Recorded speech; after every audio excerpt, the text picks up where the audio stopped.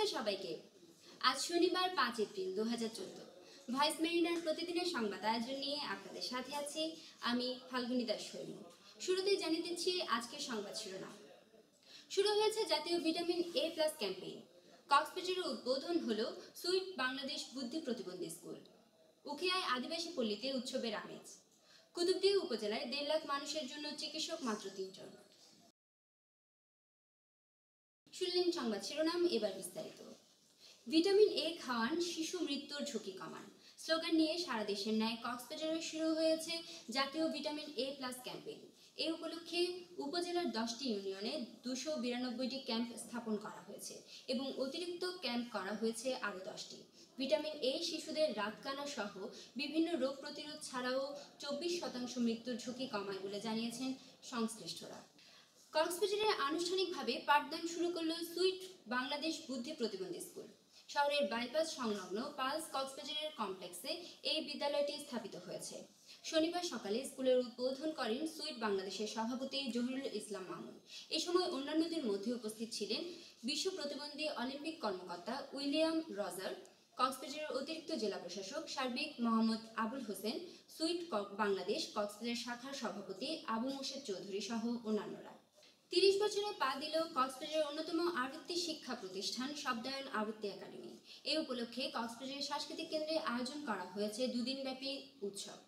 শুক্রবার সন্ধ্যায় উৎসবের উদ্বোধন করেন দেশবরেণ্য আবৃত্তিকার ও অভিনেতা জয়ন্ত চট্টোপাধ্যায়। শব্দায়নের পরিচালক জসিমউদ্দিন বকুলের সভাপতিত্বে উৎসবের প্রথম দিনে ভারতের পশ্চিমবঙ্গের বিশিষ্ট আবৃত্তিকার দেবাশিস চক্রবর্তী, পারভেজ চৌধুরী সহ অন্যান্যরা বক্তব্য রাখেন। কুতুবদিয়ায় স্থগিত হওয়া 2টি কেন্দ্রে পূর্ণভোট গ্রহণ আগামী 9 এপ্রিল অনুষ্ঠিত হবে।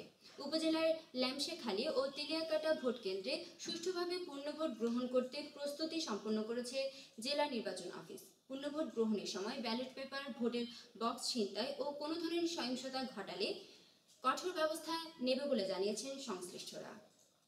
দর্শক, এবার নিচ্ছি একটি ছোট্ট বিরতি, ফিরছি একটু পরে।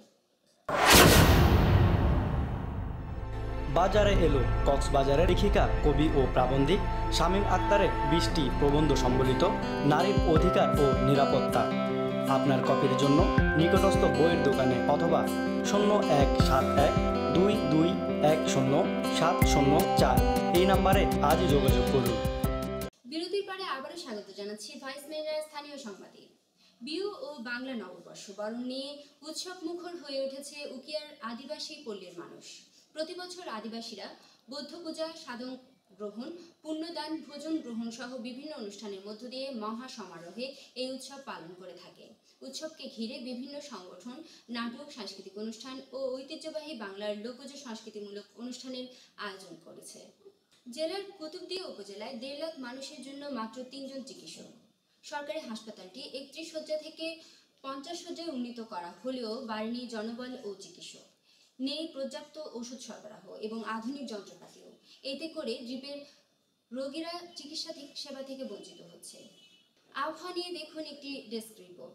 আজ আবহাওয়ার সর্বশেষ সংবাদে জানানো হয়েছে জেলার আকাশে আংশিক মেঘলা ও শুষ্ক আবহাওয়া বিরাজ করছে। আজ জেলার সর্বোচ্চ তাপমাত্রা ছিল 32.8 ডিগ্রি সেলসিয়াস, সর্বনিম্ন তাপমাত্রা ছিল 26.0 ডিগ্রি সেলসিয়াস। জোয়ার ভাটা রাত 2টা 10 মিনিটে পূর্ণ জোয়ারের পর সকাল 8টা 18 মিনিটে পূর্ণ ভাটা হবে।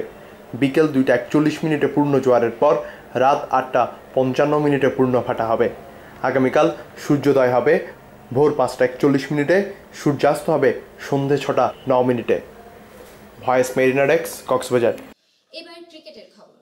টি-20 বিশ্বকাপে বাংলাদেশ দলের ব্যর্থতার কারণে অধিনায়ক ও কোচকে প্রতিবেদন পেশ করতে বলেছে বাংলাদেশ ক্রিকেট বোর্ড বিসিবি। শনিবার পূর্ব নির্ধারিত সভায় কোচ ও অধিনায়ককে এই নির্দেশ দিয়েছে বিসিবি। বোর্ডের পক্ষ থেকে সময় বেঁধে না দিলেও দ্রুত প্রতিবেদন দিতে হবে বলে জানিয়েছেন। এই প্রতিবেদনের পরিপ্রেক্ষিতে দলের বিষয়ে পরবর্তী সিদ্ধান্ত নেবে বিসিবি। এই ছিল আমাদের আজকের সংবাদ আয়োজন। আগামীকাল আবারও সংবাদ দেখার আমন্ত্রণ জানিয়ে এখানেই শেষ করছি। ধন্যবাদ সবাইকে।